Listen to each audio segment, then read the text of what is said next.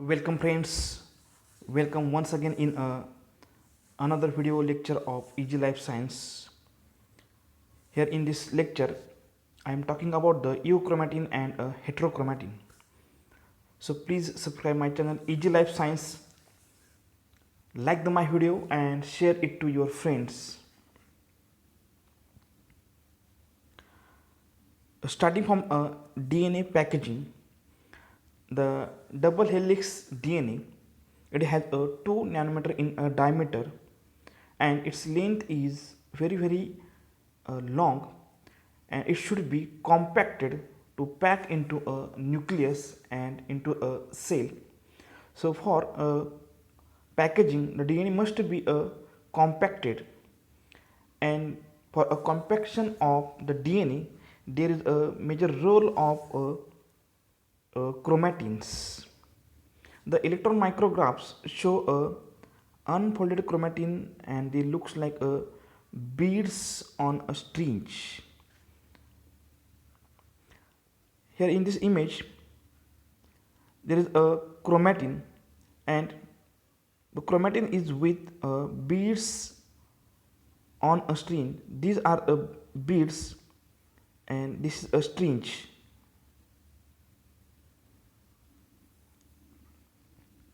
The beads are nothing but a histone core, whereas the string is a DNA or a linker DNA. The bead is also called as a nucleosome, whereas the string is a linker DNA, and a one nucleosome. Here this is a one unit of a nucleosome, and this one nucleosome is made up of the histone protein core and the DNA. Now about the nucleosome and the DNA packaging. A nucleosome is a piece of DNA which get wrapped around a protein core, and these proteins are histone proteins. This DNA and histone association remains intact throughout the cell life cycle. Histone only leave the DNA at time of DNA replication and at time of transcription. So the nucleosome is made up of the histone core protein and wrapped DNA, and number of such nucleosome forms a chromatin. Now the components of one nucleosome. Here this is a one nucleosome and this is another nucleosome, and in short we can say that this is a beads, this is also a bead, and this is a string. The nucleosome component, nucleosome is made up of a nucleosome core and a histone H1 protein plus a linker DNA of a size 50 base pairs, and a one nucleosome core is made up of 8 histone proteins or a octamer of histone proteins. The octamer is made up of two type of similar tetramers, and the tetramers are made up of 4 histone protein like H2A, H2B, H3 and H4. This together all forms a tetramer, and 2 tetramer forms one octamer, and one octamer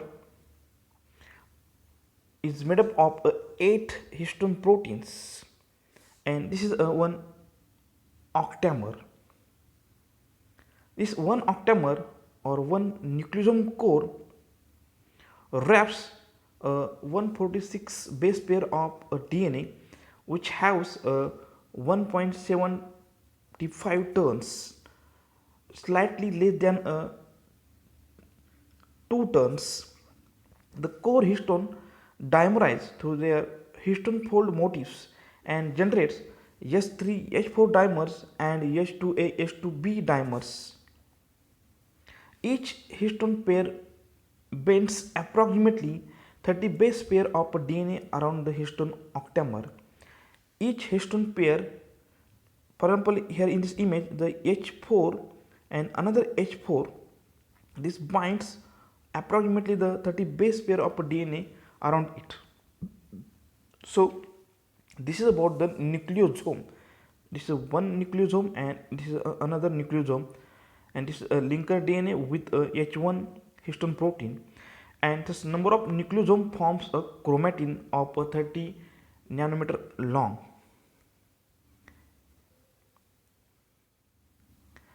Then levels of the DNA packaging, starting from a double helix DNA, it has 2 nanometer in its diameter, and it forms beads on a string by formation of a number of nucleosomes. It has 11th nanometer in its length. Number of such nucleosomes forms a fiber. That fiber is called as a chromatin fiber. Chromatin is nothing but a squared number of nucleosomes, and these chromatin fibers are forms a chromosome.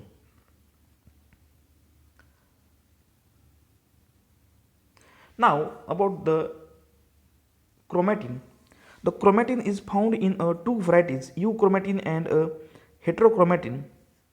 Originally, these two forms were distinguished cytologically by how intensely they get stained. The euchromatin is less intense while the heterochromatin stains intensely. Heterochromatin indicates tighter packaging. Heterochromatin is usually localized to the periphery of a nucleus. The term heterochromatin and euchromatin was coined by a scientist Emil Hayes in 1928. Heterochromatin and euchromatin are the parts of the chromatin, and the chromatin is a DNA protein complex found in a eukaryotic organism, and this part take part in a protection of DNA inside the nucleus. Now about the heterochromatin, as said earlier, the heterochromatin is the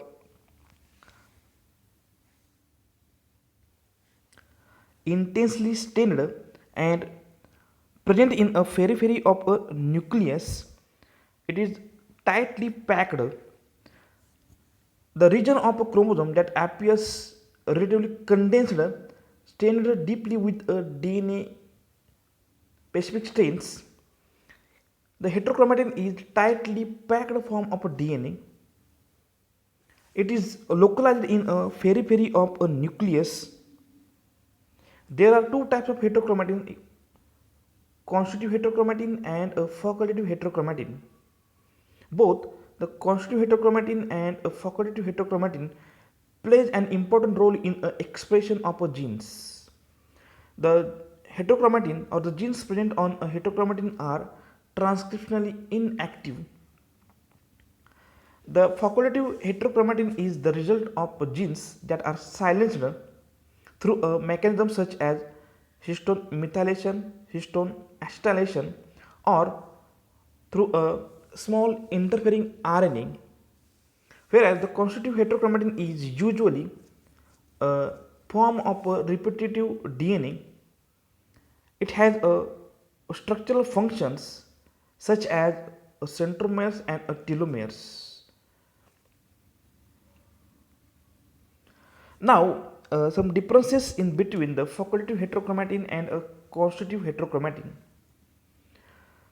The regions of a chromosome which become heterochromatin in certain cells and a tissue.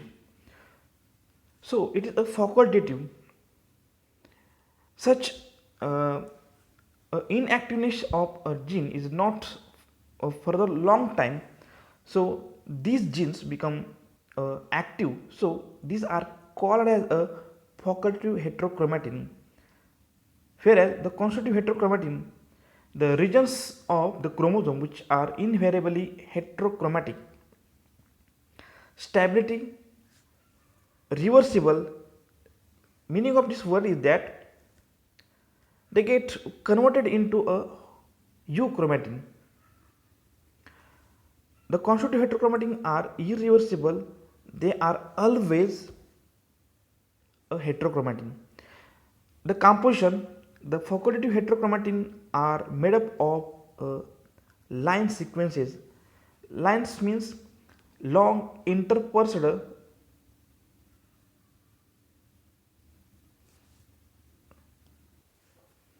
nucleoral element, and this is a non-coding DNA. Then the constitutive heterochromatin, it is made up of a satellite DNA. It is a tandemly repeated DNA which is non-coding in nature.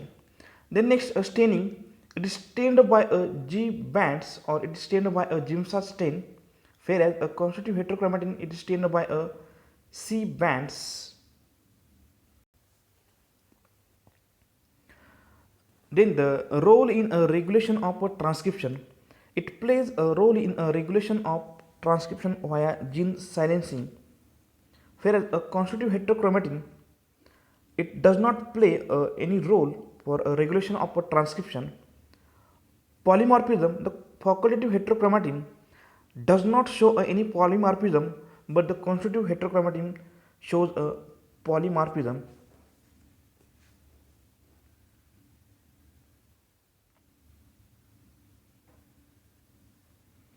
Occurrence, the bar body or one of the X chromosome in a female, when it inactivated, then it is called as a facultative heterochromatin, whereas the constitutive heterochromatin, the centromeres and telomeres are the regions where we can found for a constitutive heterochromatin. Then next, that is euchromatin. The euchromatin is lightly packed form of a chromatin. It is rich in a gene concentration and it is often under a active transcription. The euchromatin comprises the most active portion of a genome within a nucleus. 92% of the human genome is euchromatic.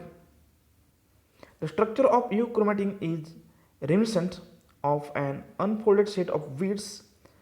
The beads represent nucleosomes, and the nucleosome consists of 8 proteins or a octamer of a histone. The histone are rich in the lysine and arginine amino acids which are basic in nature, which approximately wrap 147 base pairs of DNA around them. In a euchromatin, wrapping is loose so that the raw DNA may be accessible for the DNA replication or transcription. The basic structure of a euchromatin is elongated up to the 10 nanometer when we see it as under a electron microscopy. The euchromatin participates in active transcription of a DNA to a mRNA. Now, the differences in between the euchromatin and the heterochromatin. This is about euchromatin, and this row is for euchromatin. Now,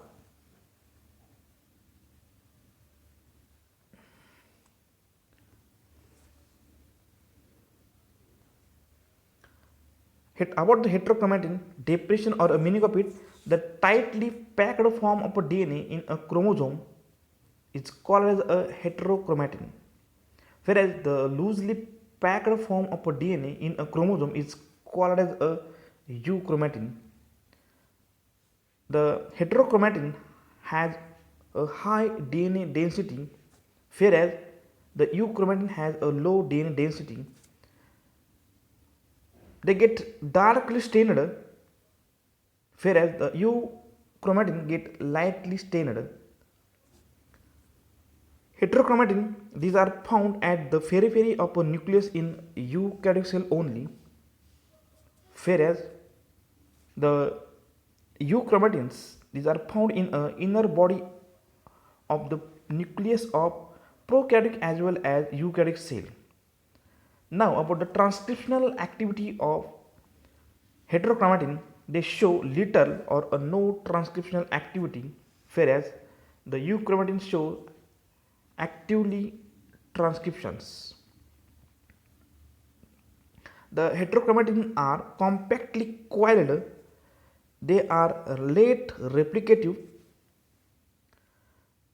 and the regions of heterochromatin are sticky, whereas the euchromatin are loosely coiled, they are early replicative, and the regions of euchromatin are non-sticky. These are the difference in between the euchromatin and heterochromatin. Now about the differences in between euchromatin, constitutive heterochromatin and facultative heterochromatin. Relation to a band. The euchromatin lies in a R bands, whereas a constitutive heterochromatin lies in a C band. The intercalary heterochromatin, it lies in a G band.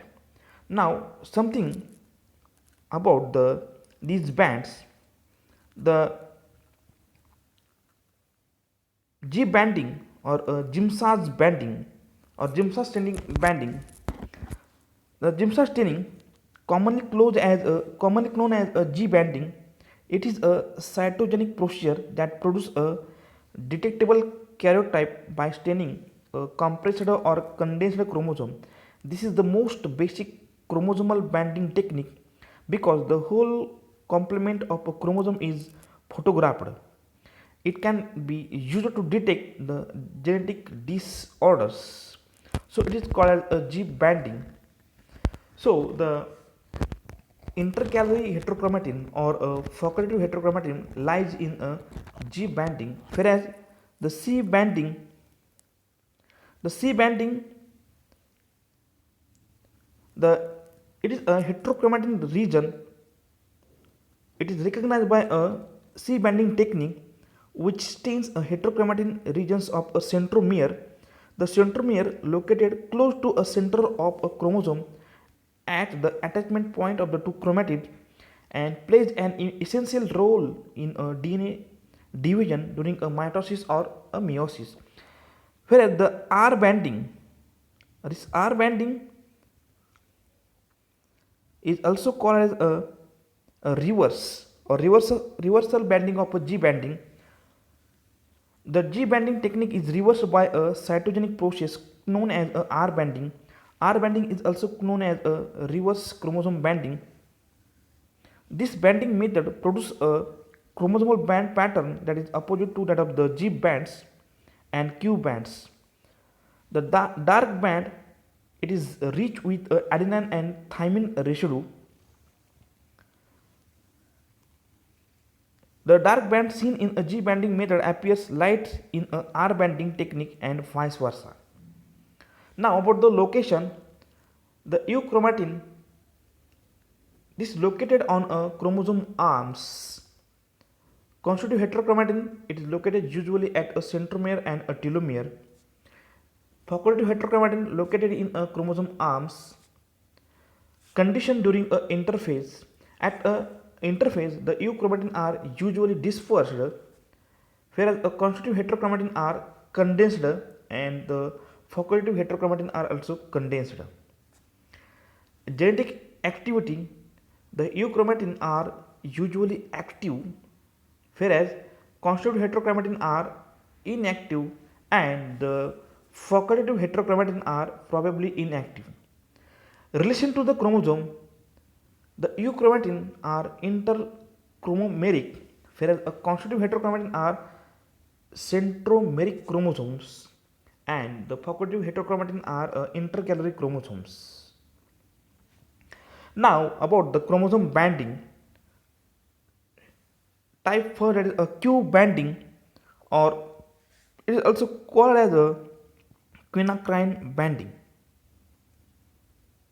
The quinacrine is one of the yellow colored fluorescent stain. It is used in a chromosome banding, so it is called as a Q banding. Under a UV lamp,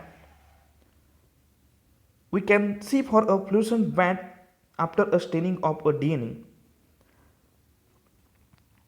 It stains a chromosome arms mostly the repetitive residues of adenine and a thymine present in a DNA, and under UV light distinct fluorescent bands are observed. Then the G banding or a Giemsa's banding. Giemsa is one of the stain, and G banding technique is reversed by a cytogenic process known as R banding, and this stains a area of a chromosome where there is a repetitive adenine and thymine residue present in a DNA. Distinct banded pattern for each chromosome are formed same as that of the Q banding pattern, except a single additional band near a centromere of a chromosome number 1st and 16.